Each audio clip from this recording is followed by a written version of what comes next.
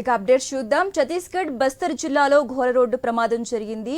Van లోయలో పడిన ఘటనలో 4 చనిపోగా 40 మందికి గాయాలయ్యాయి. బస్తర్ జిల్లా చందామేట పోలీస్ స్టేషన్ పరిధిలోని కొలెంగా గ్రామం వద్ద ఈ ప్రమాదం జరిగింది. గాయపడిన వారిని సిఆర్పీఎఫ్ జవాన్లు అంబులెన్స్లో ఆసుపత్రికి తరలించారు. సంత ముగించుకుని వెళ్తుండగా వ్యాన్ ప్రమాదానికి గురైంది. ప్రమాద సమయంలో మినీ వ్యాన్లో 44 మంది ప్రయాణిస్తున్నారు.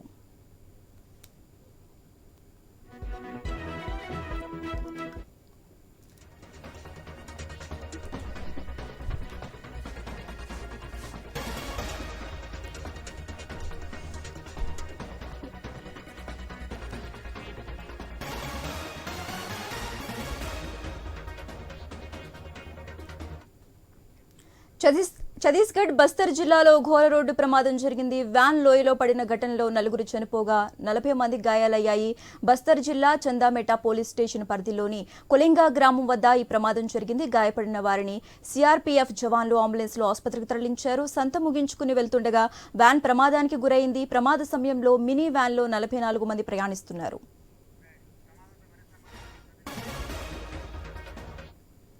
రైట్. ఇక ఇదే అంశానికి సంబంధించి మోర్ అప్డేట్స్ మా ప్రతినిధి నవీన్ ఫోన్ ద్వారా అందిస్తారు. నవీన్, శశిరేఖ, మనం చూడొచ్చు ఛత్తీస్గఢ్ రాష్ట్రంలోని బస్తరు జిల్లా ఏరియా ప్రాంతం ఇదంతా కూడా అక్కడ ఒక పెద్ద యాక్సిడెంట్ అయితే కొద్దిసేపటి కింద చోటు చేసుకుంది. సంతకి వెళ్లి తిరిగి వెళ్తున్నటువంటి ఆ జనాలతో వెళ్తున్నటువంటి ట్రక్ ఒక్కసారిగా లోయలో పడిపోయినటువంటి ఆ పరిస్థితి ఇక్కడ కనపడుతుంది. దాదాపుగా దీంట్లో 4 దాకా చనిపోయినట్టుగా పోలీసులు అక్కడ నిర్ధారించారు. అక్కడ ఉన్నటువంటి సిఆర్పీఎఫ్ బలగాలే వాళ్ళందరినీ కూడా ఆ లోయ నుంచి బయటకు తీసే ప్రయత్నం చేస్తున్నారు. అందరూ కూడా హాస్పిటల్ కూడా అక్కడే తరలిస్తున్న పరిస్థితి కాబడుతుంది. అయితే వీళ్ళంతా కూడా సంతకి వెళ్లి సంత ముగించుకొని తిరిగి ప్రయాణంలో లోయలో పడిపోయిందని చెప్తున్నారు. ఒక వ్యాన్ మొత్తం కూడా వీళ్ళు నిండుగా ఉన్నారు. దాదాపుగా 40 మంది వ్యాన్ లో ఉన్నారు.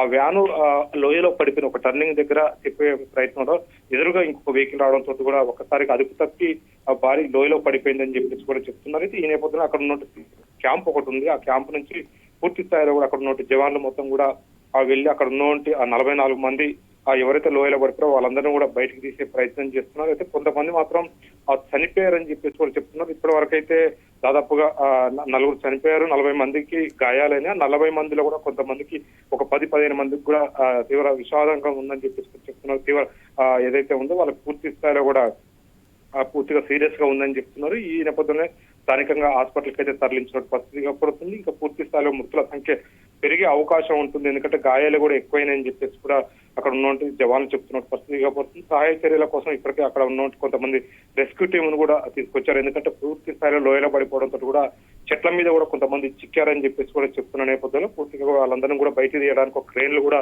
అక్కడ తెప్పిస్తున్నారు. అంతేకాకుండా ఇప్పటికే రోప్ ద్వారా కూడా మొత్తం కూడా రోపులు కూడా వేసేసి అక్కడ ఉన్న జవాన్ మొత్తం కూడా వాళ్ళని బయటకు తీసుకొచ్చే ప్రయత్నం కూడా చేస్తున్న పరిస్థితి కాబట్టి ఏంటంటే భారీ యాక్సిడెంట్ అని చెప్పుకోవచ్చు.